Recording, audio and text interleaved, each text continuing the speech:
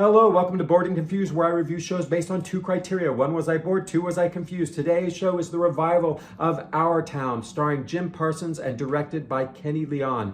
Now, this play has been on Broadway 5 times. It won the Pulitzer Prize, and it has been described by Edward Albee as the most important American play, or the best American play. Quote here.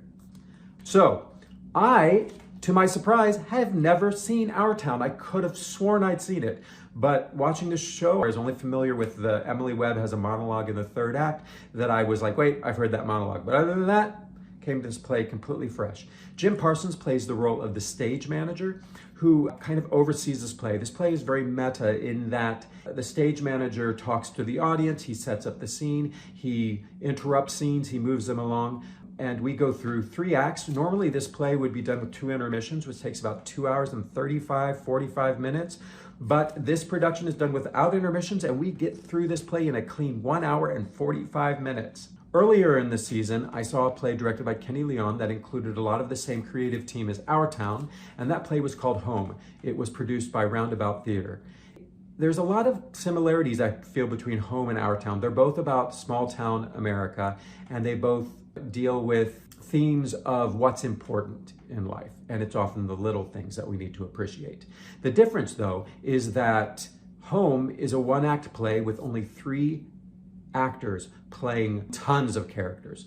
So my criticism of Home was that these actors sometimes had to make really broad choices because these roles they were playing only had 1 line and 1 scene, and sometimes those huge choices could feel untruthful. Now, the opposite is true with Our Town. Our Town is a huge cast. It's a much longer play, 3 acts, and I felt in this production of Our Town that a lot of small choices were made and that we spent a lot of time with these characters. But I really, to be honest, didn't really feel like there's a big distinction between, say, Mother Webb and Mother Gibbs, and Father Webb and Father Gibbs, and this child and this child.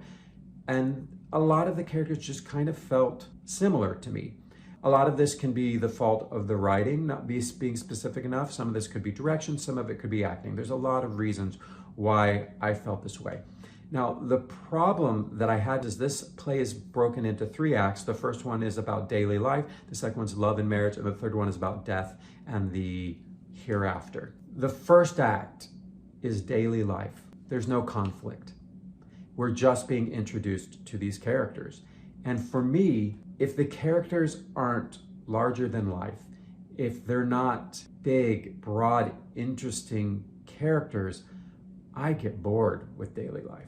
Now, the playwright Thornton Wilder said of this play, the play should be performed without sentimentality or ponderousness, simply, dryly, and sincerely. Now, this production, I think, did perform it simply, dryly, and sincerely. But I feel like for a modern day audience, dryly isn't gonna hold my attention. It just isn't. As I was watching this play, all the actors are good and they're all playing them very sincerely, but I just wish this was done by the cast of The Music Man or the cast of Harry Potter, or, just these big characters that immediately we go, wow, she's interesting. There was one exception, was Julie Houston, who was a character actress. And when she had her 1 or 2 scenes, I went, her physicality is bigger than everyone else. She's broader with her performance. True, her performance felt more like she was from New York and not from a small town in New Hampshire. But I was thankful because she infused the play with some energy that I thought it needed. I would love to see Our Town performed with nothing but character actors. Give me big, broad character actors who can also be truthful, but also give me large characters that I either recognize or am just fascinated by. Jim Parsons is lovely in this role. He is such a likable actor. He has a very calming presence, which I don't know if we want to calm people too much for this play because there's not a lot going on. He's a nice actor to watch. He makes nice choices and he's very enjoyable. My one feeling, though, the role of the stage manager feels like he should be an older, folksier type of person. True, Jim does have a Texas drawl, but he's not someone I would ever call folksy. And for this production, he's either donned or grown a dark beard, which I guess is supposed to make him feel older or folksier, but it felt a little bit, it's not the Jim Parsons we know. And although I like Jim Parsons' performance, I don't know if he is the person I would have thought to cast in this role. So, was I bored?